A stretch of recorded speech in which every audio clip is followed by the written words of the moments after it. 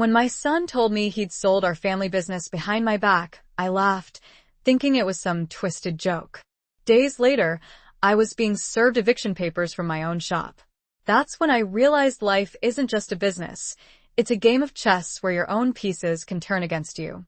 If you're watching this, hit subscribe and let me know in the comments if you've ever been betrayed by family. Because trust me, what happened next will make your jaw drop harder than a hammer on concrete. The morning it all started was deceptively normal.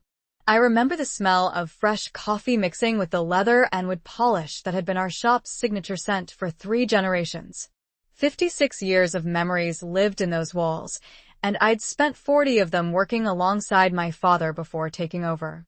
Now, at my age, I was supposed to be easing into semi-retirement while my son Tyler managed more of the day-to-day operations. The bell above the door chimed at exactly 9:15 a.m.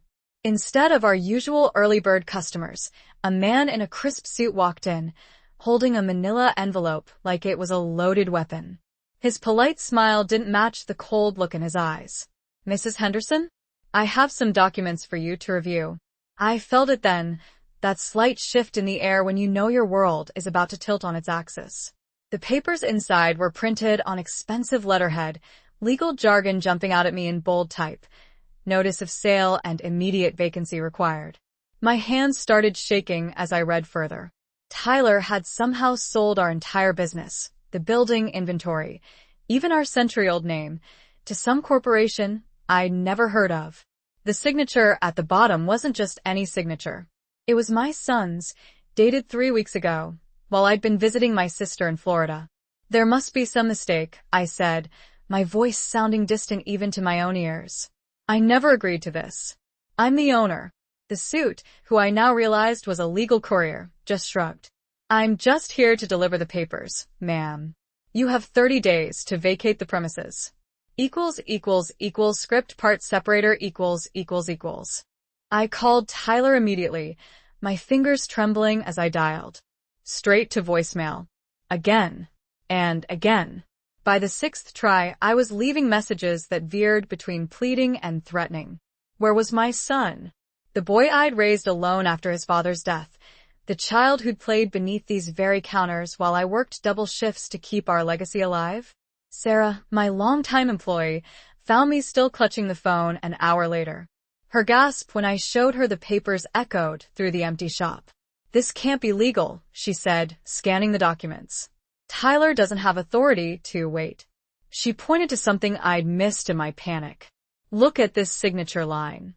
That's your signature too." I snatched the paper back. There it was, clear as day. My name, forged with frightening accuracy. The room started spinning. My own son hadn't just betrayed me. He'd committed fraud. "I need a lawyer," I whispered. Sarah squeezed my shoulder. "Call Mariana Rodriguez. Remember her? She handled that contract dispute last year. She's like a pit bull in heels." Mariana agreed to see me that afternoon. Her office overlooked the courthouse, all glass and steel, nothing like our warm, wooden shop. She listened without interrupting as I laid out the whole ugly story, her dark eyes narrowing at the mention of the forged signature. "This is more than a simple business sale," she said finally. "Something doesn't add up. A company this size wouldn't buy without due diligence. They'd want to meet the actual owner." She tapped her red nails on her desk. "Give me 48 hours to dig. And Mrs. Henderson? Don't confront Tyler yet. Let's find out what we're really dealing with." Those 2 days were torture. I went through the motions at work, serving customers who had no idea our days were numbered. Every time the bell rang, I expected Tyler or more suits with papers. But he remained ghost-like, his phone still going straight to voicemail. When Mariana called, her voice held that mixture of excitement and concern that lawyers get when they've found something juicy. "Can you come in? Now? And bring your husband's old business records. All of them. Robert's been dead for 12 years, I said. "What could his records possibly have to do with this?" "Everything," she replied. "Because according to what I found, your son isn't just selling the business. He's trying to bury something. Something your husband left behind that could change everything. Script part separator . I raced home and pulled out the dusty boxes I'd stored in the attic after Robert's death. My hands trembled as I sifted through yellowed papers and faded photographs. What secrets had my husband kept? What shadows was Tyler trying to erase? Mariana's office was a war room when I arrived. Papers covered every surface, and her laptop showed multiple tabs of financial records. "Your husband wasn't just running a furniture business," she said without preamble. "He was protecting something. Look at this." She handed me a document I'd never seen before. It was dated just weeks before Robert's fatal heart attack, a separate contract that made my blood run cold. "The shop wasn't just ours, Mrs. Henderson. It was being used as collateral for something bigger. A trust set up to protect." She paused, watching my face carefully. "To protect his other family." The world tilted sideways. "Other family?" I grabbed the edge of her desk to steady myself. "A daughter," Mariana continued softly, "in Milwaukee. She's Tyler's half-sister. And according to these documents, she's entitled to half of everything if the business is ever sold." The pieces started falling into place like a terrible puzzle. Tyler's sudden interest in the company finances last year. His mysterious trips to Wisconsin. The urgency of this sale. "He's trying to sell before she can claim her share," I whispered. "Exactly." Mariana's eyes gleamed. "But here's where it gets interesting. Your husband may have been a cheat, but he wasn't stupid. He put in a failsafe. Any sale of the business requires signatures from both legitimate heirs. You and this daughter, Claire." My mind was spinning. Not only had my late husband betrayed me, but my son was now trying to erase all evidence of his father's duplicity and rob his own half-sister in the process. "We have to find her," I said. "Already did." Mariana smiled grimly. "She's flying in tomorrow. And Tyler has no idea." Just then, my phone buzzed. A text from an unknown number. "Mom, we need to talk. Meet me at the shop tonight. 8 p.m. T." I showed Mariana the message. Her face hardened. "It's a trap," she said. "He must know we're onto something. But maybe..." She tapped her fingers thoughtfully. "Maybe we can set a trap of our own. Script part separator ===." I arrived at the shop at 7:45, my heart thundering against my ribs. Mariana had wired me with a tiny microphone, just in case, she'd said. 2 private investigators were parked across the street, watching. The lights were already on inside. Through the window, I could see Tyler pacing, his silhouette a stranger's shape in the familiar space. When I unlocked the door, the bell's cheerful chime felt like a mockery. "Mom." He turned, and for a moment, I saw the little boy who used to run to me with scraped knees and broken toys. Then his face hardened. "I guess you got the papers. Were you ever going to tell me?" My voice shook. "Or just wait until they dragged me out?" "It's business, Mom. The shop's dying. This deal, it's the best thing for everyone." "Everyone?" I moved closer. "Or just you, Tyler? Does this everyone include your sister in Milwaukee?" He went white. Actually white, like all the blood had drained from his face. "How did you?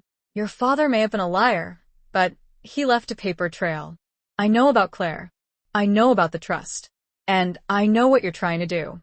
Tyler's laugh was ugly. "Dad's dead. "Claire's nothing to us. This deal is happening, Mom. Sign the papers willingly, or I'll find another way." Is that a threat? It's reality. Times change. Legacy business adi. Either take the buyout or watch it all crumble. There's someone here who might disagree. On cue, the bell chimed again. A young woman walked in, tall, blonde, with Robert's eyes and chin. Tyler's face went from white to gray. "Hello, brother," Claire said softly. "Dad told me I might need to come looking for you someday." The silence that followed was deafening. Then Tyler lunged for the door, only to find 2 police officers blocking his exit. Tyler Henderson once said, "We have some questions about these forged documents." I watched them lead my son away in handcuffs, Claire standing beside me like a ghost made flesh. In the space of one evening, I'd lost a son but gained a daughter. Sometimes family isn't just about blood, it's about who stands with you when the truth comes out. But Tyler's arrest wasn't the end. It was just the beginning of a war that would drag our family's darkest secrets into the light.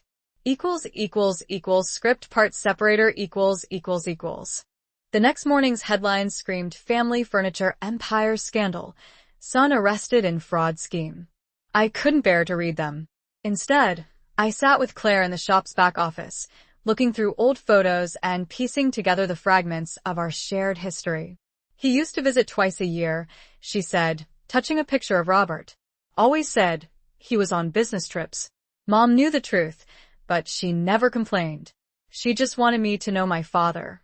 The corporate buyers were circling like vultures, sensing blood in the water. 3 messages from their lawyers waited on my phone. But with Tyler's arrest and Claire's emergence, the sale was legally dead. What we hadn't expected was the avalanche of other revelations that followed. Sarah, my trusted employee, came forward with a USB drive Tyler had asked her to keep safe months ago. On it, we found evidence of money laundering through our books, small amounts at first, then larger sums, all connected to an offshore account in the Caymans. He was desperate, Mariana explained, reviewing the files. Gambling debts, failed investments. He needed big money fast, and this corporate sale was his ticket out. But the biggest shock came from an unexpected source. My sister Linda called, her voice shaking. Beth, there's something you need to know about Robert's death. It wasn't just a heart attack. The phone nearly slipped from my hand. What are you talking about? Tyler was there that night. He found something in Robert's office. Papers about Claire, about the trust. There was a fight. Robert collapsed and Tyler, he waited 20 minutes before calling 911. The revelation hit me like a physical blow. My son hadn't just betrayed me now. He'd been living with this secret for 12 years, watching his father die while the truth about his sister lay exposed between them. When I visited Tyler in jail, he looked older, diminished. The arrogance was gone, replaced by something that might have been shame. I didn't mean for him to die, he whispered. I was just so angry. He had this whole other life, this other child he seemed to love more. When he collapsed, I thought if I waited, all those secrets would die with him. But they didn't die, Tyler. They grew. They poisoned you. I know. And then the gambling started, and the debts. I convinced myself selling the shop would fix everything. That I deserve it after what he'd done to us. I left him there, my heart breaking all over again. But there was work to be done. Claire and I had a business to rebuild, a legacy to reclaim. 3 months later, we reopened under a new name, Henderson and Henderson Fine Furniture. The old sign came down, taking with it the weight of secrets and lies. In its place rose something stronger, a truth that, however painful, had finally set us free. Script part separator . The reopening ceremony drew quite a crowd. Local news cameras captured Claire and me cutting the ribbon together, our matching smiles a testament to new beginnings. But even as we celebrated, I couldn't shake the feeling that we weren't quite done with surprises. I was right. A week later, a letter arrived from Tyler's cellmate. Inside was a crumpled note in my son's handwriting, dated years ago. If anything happens to Dad, destroy everything in the safe. All of it. Safe? We didn't have a safe. At least, I'd never known about one. Claire's face went pale when I showed her. Dad used to say something about keeping his real treasures behind the wood, she said. I always thought it was metaphorical.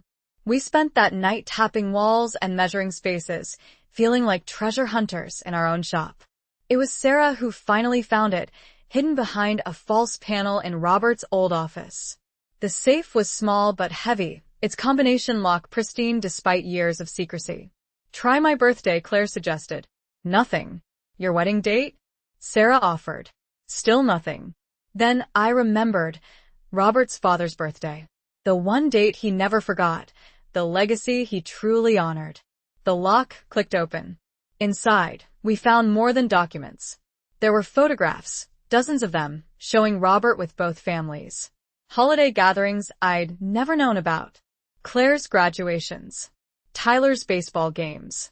But beneath the photos lay something far more damning, a journal detailing every transaction, every lie, and every person who'd helped him maintain his double life, including Judge Marcus Henderson, Tyler's godfather, and the man currently presiding over his criminal case.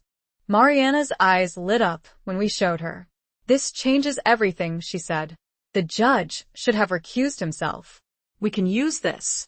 But I hesitated, the weight of more secrets heavy in my hands. How many lives would we destroy in pursuit of the whole truth? How much damage could one family's lies really cause? The answer came sooner than expected. That evening, Judge Henderson himself appeared at our door after closing time. His face was gray, his hands shaking as he clutched a manila envelope. "We need to talk, Beth," he said. "It's about Tyler. And it's about what really happened the night Robert died." Script part separator . The judge's revelation hit like a thunderbolt. Robert hadn't just died from Tyler's inaction. He'd been poisoned. Slowly. Over weeks. And Judge Henderson had helped cover it up. "I altered the autopsy report," he admitted, hands trembling around his whiskey glass. We were sitting in the shop after hours, the familiar sense of wood and leather now tainted by ugly truths. "Tyler convinced me it was a mercy, that exposing Robert's double life would destroy both families." "You perverted justice," I whispered. "For what? To protect a lie?" To protect you, Beth. And Claire. And everyone else Robert's secrets would have hurt. He pulled out more documents. But Tyler, he took advantage of my silence. Started blackmailing me. That's why I didn't recuse myself from his case. He threatened to expose everything. My head spun. Tyler hadn't just killed his father. He'd spent years weaponizing that knowledge. Each revelation was another layer of betrayal, another shard of glass in my heart. Claire sat silent through this confession, her face a mask of pain.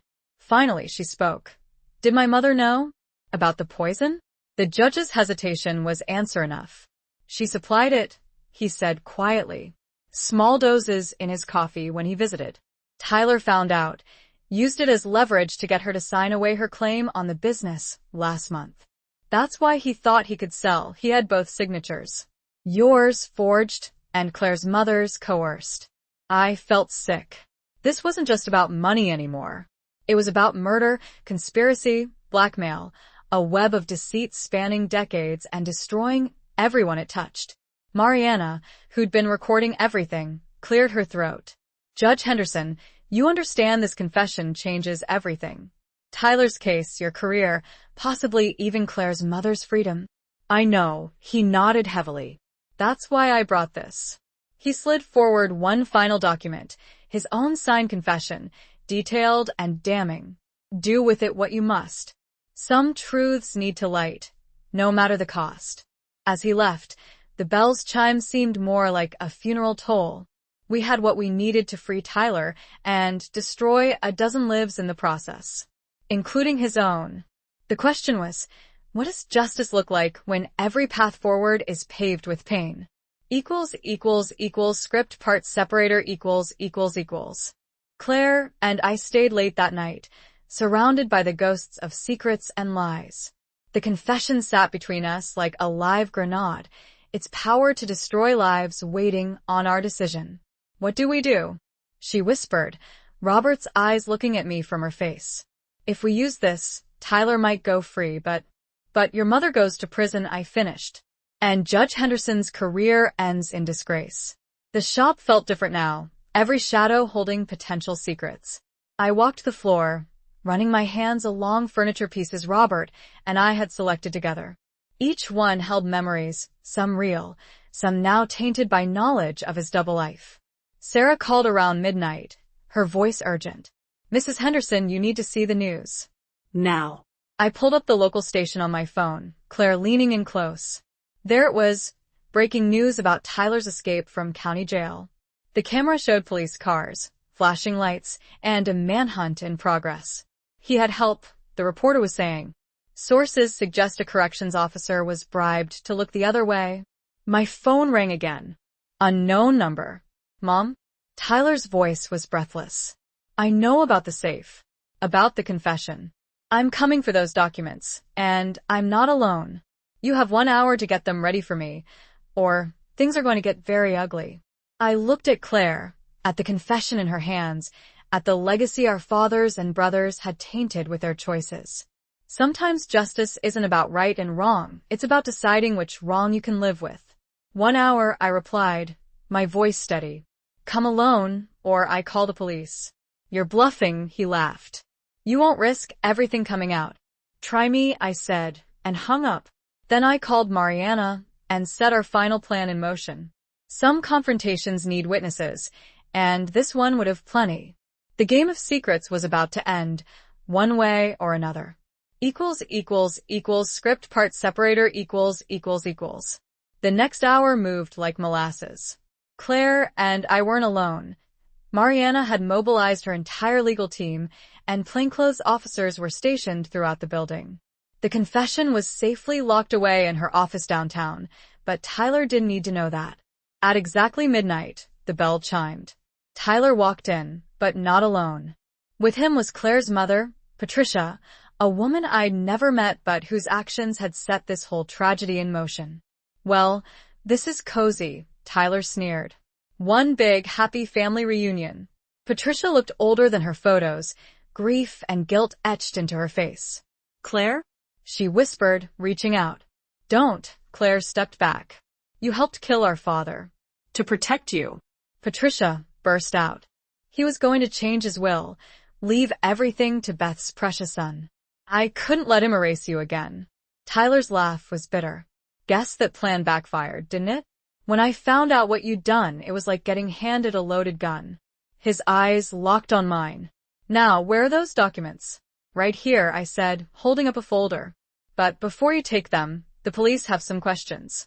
On cue, the lights flooded on. Officers emerged from every shadow, weapons drawn. Tyler's face contorted with rage. You'll never prove anything without those papers. He shouted, lunging for the folder. But it wasn't the confession inside. It was Robert's original will, the one that started it all.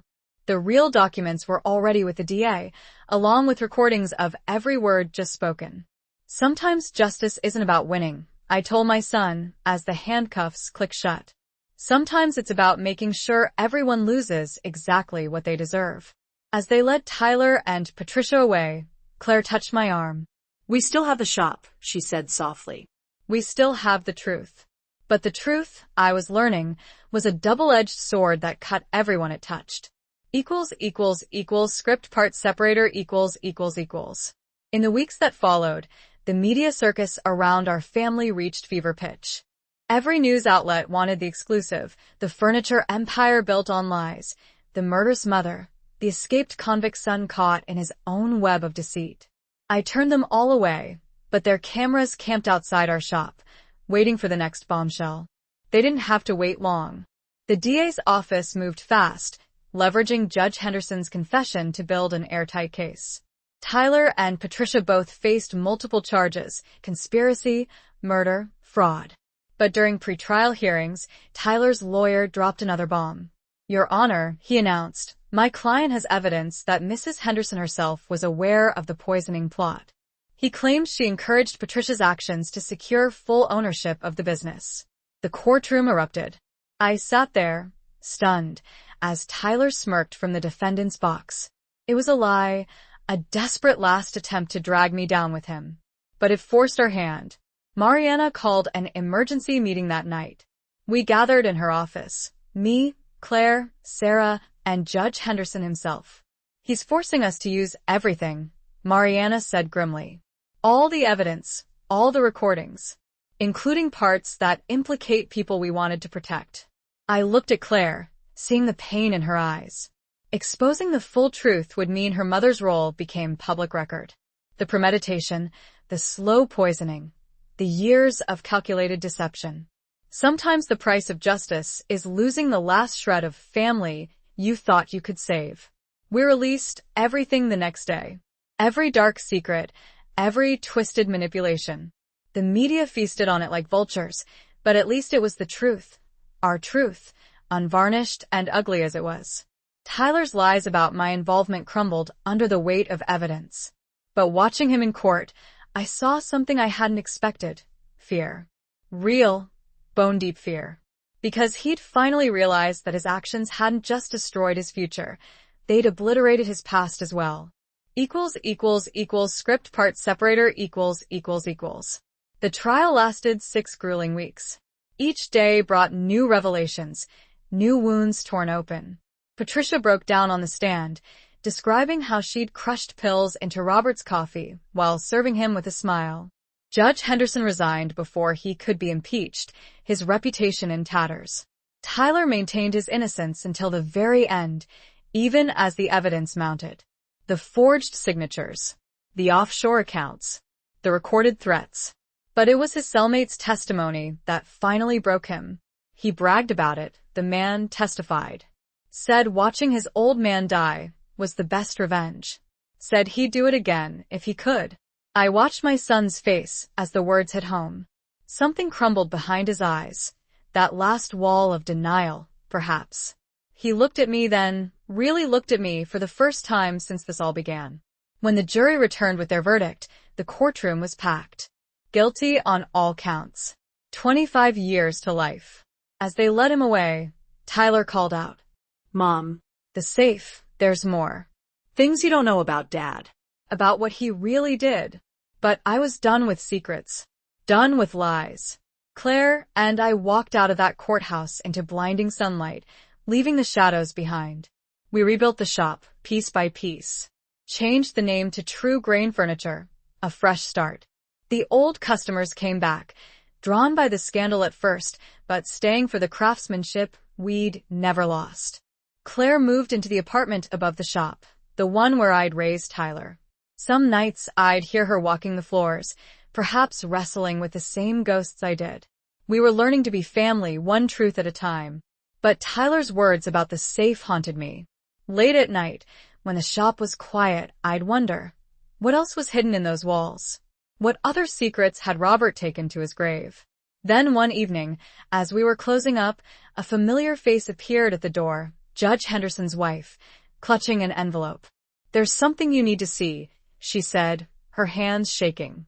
"Something Marcus told me to give you, if things went this way.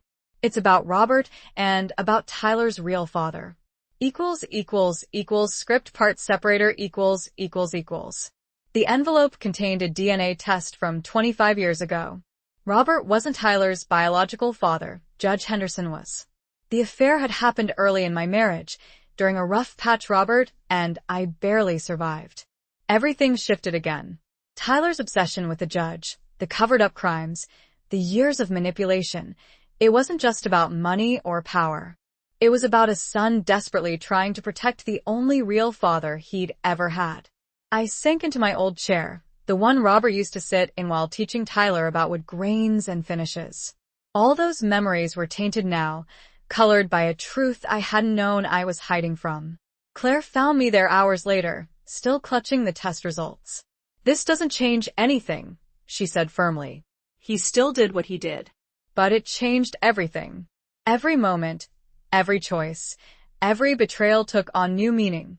The legacy I thought I was protecting had been built on a foundation of lies from the very beginning. The next morning, I did something I hadn't done since the trial. I went to visit Tyler in prison. When he saw me, his eyes went straight to the envelope in my hands. His face crumpled. "How long have you known?" I asked. "Since I was 16, he whispered. "Dad, Robert, told me when he caught me with the judge's family photos. Said I looked too much like him to deny it anymore." Script part separator . I sat there, staring at my son through bulletproof glass, seeing him clearly for the first time. Not just Tyler the betrayer, but Tyler the lost child, carrying secrets that were never his to bear. "You could have told me," I said softly, "and destroy your perfect memory of Robert?" His laugh was hollow. "Besides, Judge Henderson made me promise to keep quiet. Said it would kill his wife if she ever found out." The irony wasn't lost on me. All these years, we'd been protecting lies that had poisoned us from within. Robert's double life, Tyler's true parentage, Judge Henderson's guilt. Each secret had twisted us into something darker, something broken. "Does Claire know?" He asked suddenly. No. And she won't.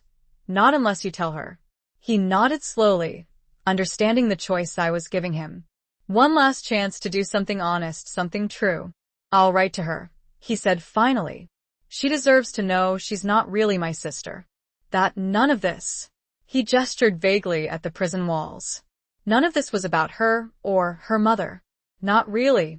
As I stood to leave, he called out again. Mom? I'm sorry. Not for what I did. I can't take that back. But for not trusting you with the truth. All of it. I left the prison with a strange sense of peace. Not forgiveness. Some things can't be forgiven, but understanding. The truth, however ugly, had finally set us all free. Claire did receive Tyler's letter. She read it silently in our office, then burned it in the old fireplace. He's still my brother, she said simply. Blood isn't always the strongest bond. The shop flourishes now, under both our care. We restored Robert's old workbench, but moved it to a new corner. A reminder that sometimes you have to shift your foundations to build something stronger. Tyler serves his time, Judge Henderson lives with his shame, and Patricia faces her own justice. But here, among the wood and leather and honest labor of our hands, we've found something true. Something real. The bell still chimes when customers enter, and sometimes, in quiet moments, I imagine it's Robert walking in. Not the Robert who lived a double life, but the man who taught me to love the grain of wood, the possibility in raw materials. The man who, despite his flaws, gave me a legacy worth saving. Because that's what family really is. Not the perfect story we pretend to live, but the imperfect truth we choose to embrace. End of transcript.